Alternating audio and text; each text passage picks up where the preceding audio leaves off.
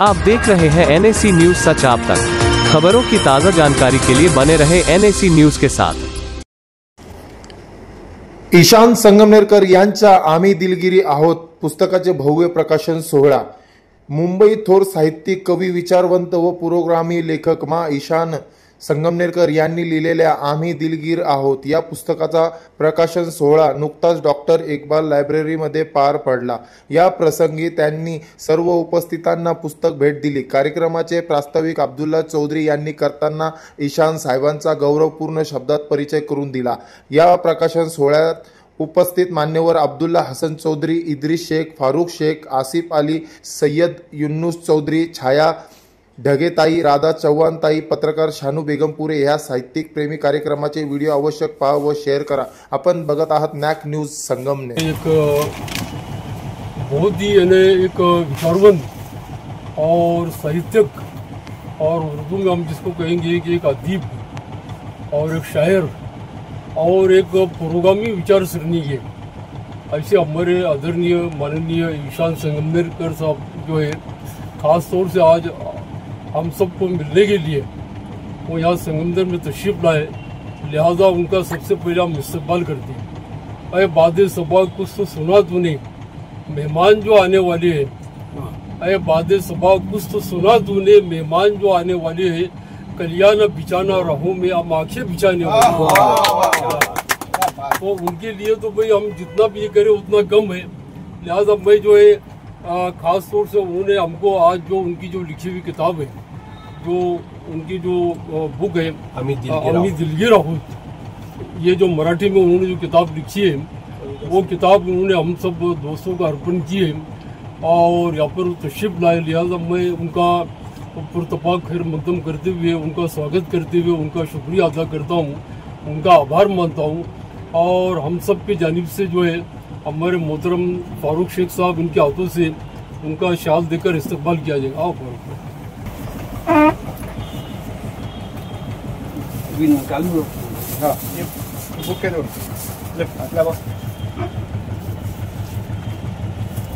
चौधरी साहेब पुढे हात लावा।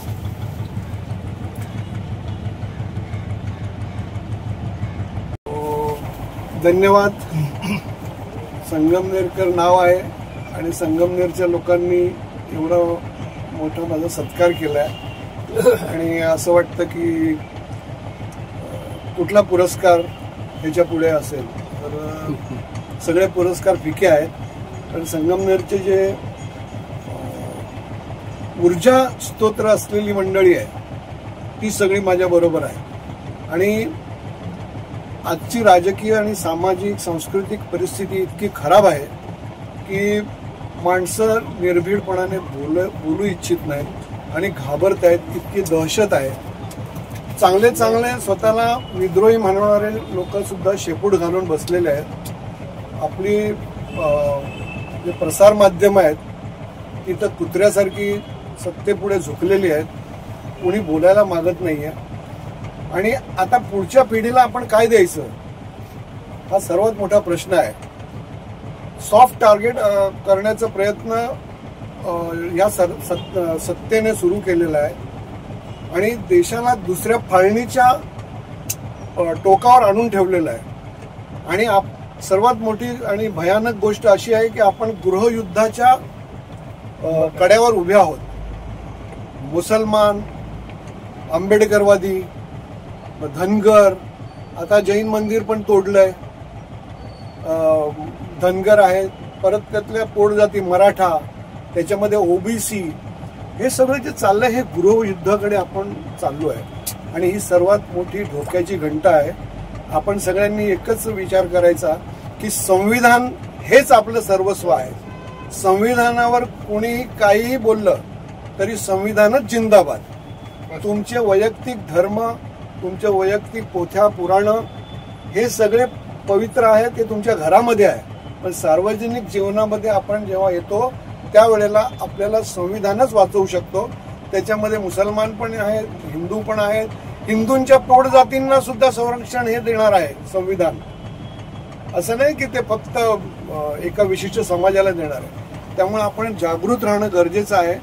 आपण आपल्याला असं वाटतं की आपण खूप सुरक्षित आहोत. सुरक्षित आपण नाही. आपण धोक्याच्याच शेडमध्ये वावरतोय आणि उद्या असं काही होईल की आपल्याला वाचवायला दुसरं कोणीच येणार नाही. आपल्याला फक्त संविधानच वाचवू शकतो याचं सर्वांनी लक्ष ठेवावं. आणि हीच माझी भूमिका आहे. आणि हे सर्व मंडळी आहे, ही मंडळी संविधानची फॉलोअरच आहे अशी मला खात्री आहे.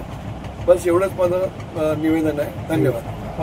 खरंच खूप आनंद वाटतोय की ईशान सरांनी एवढ्या मुंबईमध्ये त्यांनी आमचा कार्यक्रम पाहिला आणि आज संगमनेरमध्येच स्वतः ते आमचा सत्कार करत आहात. त्याच्याबद्दल मी खूप आभारी आहे. आणि विशेष म्हणजे अब्दुल चाचा सर आणि सगळ्यांचेच, तुमचे मला नावं नाही माहिती, परंतु नावं मी घेणार नाही कारण सगळे माझे चाचाच आहेत. आणि विशेष म्हणजे सर, जो आपले जातीभेद आहे, जो जातीभेद आपला चालत आहे, तर तो जातीभेद कुठेतरी टाळणं खूप गरजेचं आहे. असं पुरोगामी जे व्यक्ती, विचारांचे व्यक्ती आहेत, आपण सगळेजण एकत्र आलो तर हे नक्कीच होणार आहे सर. आणि मला खूप अभिमान वाटतो की आपण जात तर जाऊ द्या, रक्ताने एक आहोत, विचाराने एक आहोत आणि समाज कार्य आपण एक कार्य करत आहोत. त्याबद्दल मला खूप खूप अभिमान वाटत आहे. आणि फातिमा शेखची जे मला भूमिका सादर करायला भेटली त्याबद्दल तर मी खूपच आनंदी आहे. कारण मला एक सामाजिक कार्यकर्त्यांची जी माझ्या जीवात म्हणजे हृदयात रुजली गेली अशी फातिमा शेख यांची मी भूमिका पार पाडू शकले. त्याबद्दल मी सगळ्यांची खूप खूप आभारी आहे. धन्यवाद. सर्वप्रथम सरांची आणि आमची भेट दादरच्या ज्या कार्यक्रमात झाली, भेट होण्याचं निमित्त होतं संगमनेर. संगमनेर हे एका नावाने आम्ही इतकं पटकन जवळ आलो की आपल्या गावातलं एक छोटंसं आपण म्हणतो की कुत्र्याचं पिल्लू जरी असलं तरी एक अभिमान वाटतो. आणि सर संगमनेरच्या आहे म्हटलं आम्हाला इतका अभिमान वाटला. आणि सरांनी आमच्या जवळ येऊन ओळख दिली. त्यांनी आमच्यापेक्षा कितीतरी वयाने मोठे आहेत, पदानी मोठे आहे, हुद्द्यानी, अनुभवानी सगळ्यांनी मोठे. आम्ही खूप सर्वसामान्य कार्यकर्ते असताना सरांनी स्वतःहून येऊन आम्हाला ओळख दिली की मी संगमनेरचा आहे. आणि त्या एका याने आम्ही जवळ आलो. सरांच्या काही कविता ऐकल्या ज्या विद्रोही आहेत आणि एक माणूस म्हणून त्या टच झाल्या आमच्या हृदयाला की ज्या क्षेत्रात आम्ही काम करतो त्या क्षेत्राशी आमचं खूप विचार जुळत आहेत असं त्या कवितेतून आम्हाला जाणवलं. आणि सगळ्यात महत्त्वाचं म्हणजे इथं आल्यावर जाणवलं की अजूनही आपण जिजाऊनी शिवरायांनी जे एक धर्माच्या पलीकडे जाऊन स्वराज्य स्थापन केलं होतं ते स्वराज्य अजूनही स्थापन करण्याची एक गट्स आपल्यासारख्यांच्या मध्ये आहे. आणि ते आपण साहजिकच पुढे जाणार आहोत. सरांना ह्या कविता संग्रहासाठी खूप खूप शुभेच्छा देईल.